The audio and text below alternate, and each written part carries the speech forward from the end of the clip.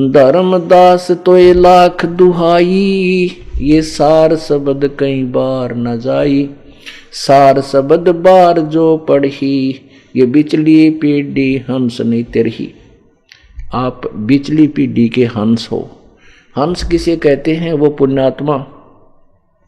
जैसे हंस एक पक्षी होता है, वो पक्षी बुगले जैसा होता है, एक जैसा कलर, एक जैसी हाइट, सेम टू सेम। उनकी पहचान यही होती है, एक ही तालाब पर बुगला भी हो और वो क्या नाम है, हंस भी हो।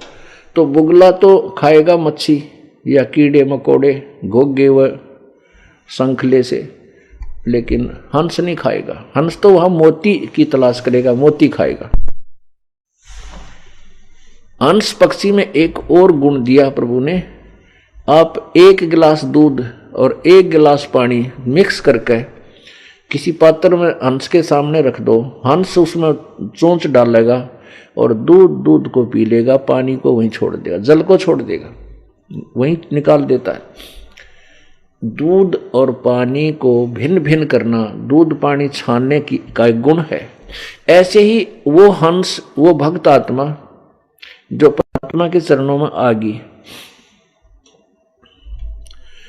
और सत भक्ति कर रहे हैं, उनको हंस कहा है। आपने दूध और पानी छान लिया कि भाई परमात्मा की भक्ति करनी पड़ेगी और यहाँ सुख नाम की चीज नहीं। और परमात्मा की भक्ति कैसे होगी? बुराई त्यागनी पड़ेगी, बीड़ी शराब मांस तम्बाकू चोरी ठगी जारी, ये सब त्यागनी पड़ेगी और फिर आप भक्ति करोगे। तो ऐसे जब आप हंस बन जाओगे, उनको कहा है।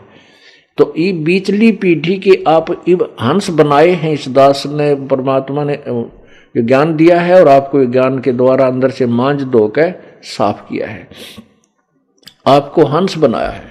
अब आप हंस, इस पिछली पीढ़ी में जितने भी हंस होंगे, हंस माने सत्य भक्ति के साधक और सब बुराइयों से दूर पूरी मर्यादा में रहने वाले को हंस कहते हैं। नहीं तो ये और रह जाएंगे, कांकर पत्थर हैं, बुगले हैं जो भक्ति नहीं करते, मांस मिट्टी शराब माया जोड़न में लगे रहे, वो तो बुगले समझो। वो भी मानव शरीर है, लेकिन हंस वो होते हैं जो सब बुराई त्याग कर सत्य भक्ति करते हैं। और आपने दूध और पानी छान लिया। आप दूध और पानी छानने के लिए आपके अंदर एक गुण दे दिया, इस दास परमात्मा कबीरदास साहिब के द्वारा दिया हुआ है तत्व ज्ञान।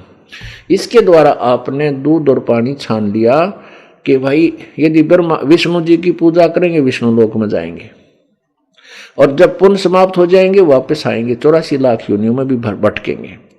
क्योंकि ब्रह्मा विष्णु महेश ये तीनों नासवान देवता हैं, ये पूर्ण मोक्षदाय, पूर्ण मुक्त नहीं है, अजर अमर नहीं है। यदि हम ब्रह्म साधना करते हैं, जो इनका पिता ज्योति निरंजन काल है, जिसको ब्रह्म बोलते हैं, वो भी, उसकी भी मृत्यु होती है। गीता जी अध्याय नंबर 15 के श्लोक नंबर 16 में स्पष्ट किया है, क्षर पुरुष ये ब्रह्म है, अक्षर पुरुष ये परब्रह्म है, और इनके लोकों में जितने प्राणी हैं वो भी नासवान है और ये भी नासवान है। इसलिए 15वें अध्याय के गीता जी के श्लोक नंबर 17 में कहा कि उत्तम पुरुषत्व अन्य परमात्मा इति उदारते, यह लोक तरम अविश्य विभर्ति अव्यय ईश्वर है, जो तीनों लोकों में प्रवेश करके सबका धारण पोषण करता है, वो वास्तव में अविनाशी परमात्मा है और वो तो कोई और है, वो ऊपर वाले दोनों से अन्य है। यदि हम ब्रह्म साधना करते हैं, वेदों में उसका ओम मंत्र है, तो ओम मंत्र का जाप भी इनकम्प्लीट है, क्योंकि ओ गीता जी अध्याय नंबर 17 के श्लोक नंबर 23 में ओम तत्सत इति निर्देश है ब्रह्मण त्रिविध समर्थ है। ब्रह्मण माने सच्चिदानंद घन परम अर्थात पूर्ण परमात्मा के स्मरण का, भक्ति करने का ओम तत्सत, ये एक मंत्र है, यही इसी का निर्देश है। और इसको सुमरण करने की 3 प्रकार की विधि है, जो ये दास बताएगा। तत्सत ये सांकेतिक शब्द है, ओम तत्सत ये कोई मंत्र नहीं है, ओम तो ब्रह्म का है, तत् और सत्य सांकेतिक है, जो दास बताएगा। तो ये तीनों मंत्र मिल जाएंगे और मर्यादा में रहोगे, तीनों मंत्र मिल गए, नाम टूट गया, खंड आप नहीं जा सकते 7 जन्म भी। तो इस प्रकार मर्यादा में रहना आखिरी सांस तक, और तीसरा नाम भी मिल गया, ये मत समझना तुम पार होगे, नहीं। उसके बाद अधिक रुचि हो, अत्यधिक आप यहाँ परमात्मा के चरणों में आए, भक्ति करें, मर्यादा को न अपने ज्ञान से नाम को खंड ना होने दें, तब आप पार होगे।